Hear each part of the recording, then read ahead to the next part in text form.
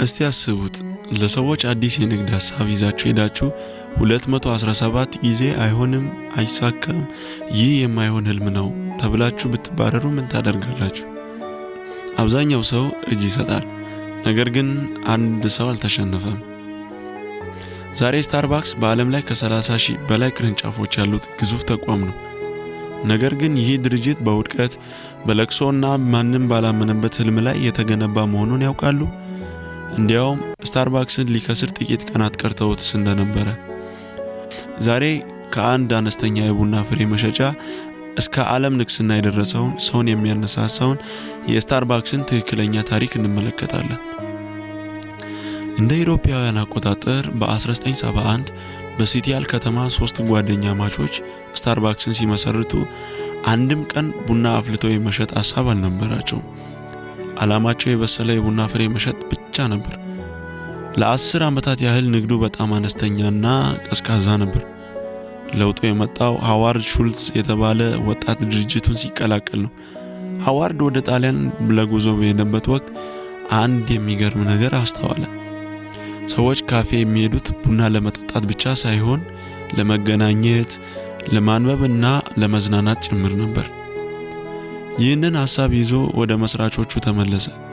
ቡና ማፍላትና መሸጥ አለብን፣ ሰዎችን የምናገኝበት ቦታ መፍጠር አለብን አላቸው። እነሱ ግን እኛ የቡና ፍሬ ሻጮች እንጂ ምግብ ቤት አይደለንም በማለት በሩን ዘጉበት። ሃዋርድ ተስፋ አልቆረጠም። የራሱን ካፌ ለመክፈት ወሰነ። ነገር ግን ገንዘብ አልነበረውም። ታሪኩ የሚጀምረው እዚህ ጋር ነው። ለ242 ባለሀብቶች የንግድ ሐሳቡን አቀረበ። ከነዚህ ውስጥ 217ቱ ይህ ሞኝነት ነው በማለት አባረሩት። ጭንቀቱን አስቡት። 217 ጊዜ ውድቅ መደረግ ማንንም ሰው ተስፋ ያስቆርጣል። ነገር ግን ሃዋርድ አይሆንም የሚሉትን 217 ድምጾችን ሳይሆን ይቻላል የሚለውን አንድ ውስጣዊ ድምጽ ብቻ ሰማ። በመጨረሻም የራሱን ካፌ ከፈተ። በኋላም የድሮ አሰሪዎች ስታርባክስን በ3.8 ሚሊዮን ዶላር ገዛቸው። ህልሙን የናቁትን ሰዎች ህልሙን በመግዛት መለሰላቸው። ስታርባክስ በከፍተኛ ፍጥነት ዓለምን ወረረ። ነገር ግን በ2008 ዓመተ ምህረት ድርጅቱ ነፍሱን አጣ። ትርፍ ላይ ብቻ በማተኮሩ የጥራት መጓደል መጣ።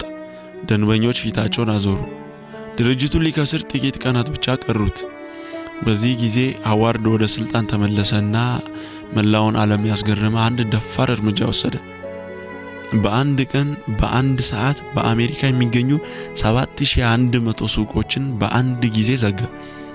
በሚሊዮን የሚቆጠር ዶላር ኪሳራ የደረሰበት ሰራተኞቹን ጥራት ምን እንደሆነ በድጋሚ አሰለጠናቸው። ያ ውሳኔ ስታርባክስን ከሞት አዳነው። ውድቀትን አምኖ መቀበልና መሰረትን ለማስተካከል መቁረጥ ለስኬት ብቸኛው መንገድ እንደሆነ ለዓለም አሳየ። ዛሬ ስታርባክስ የቡና መሸጫ ብቻ አይደለም፣ ከቤትና ከስራ ውጭ ሰዎች ነፍሳቸውን የሚያድሱበት ሶስተኛው ስፍራ ነው።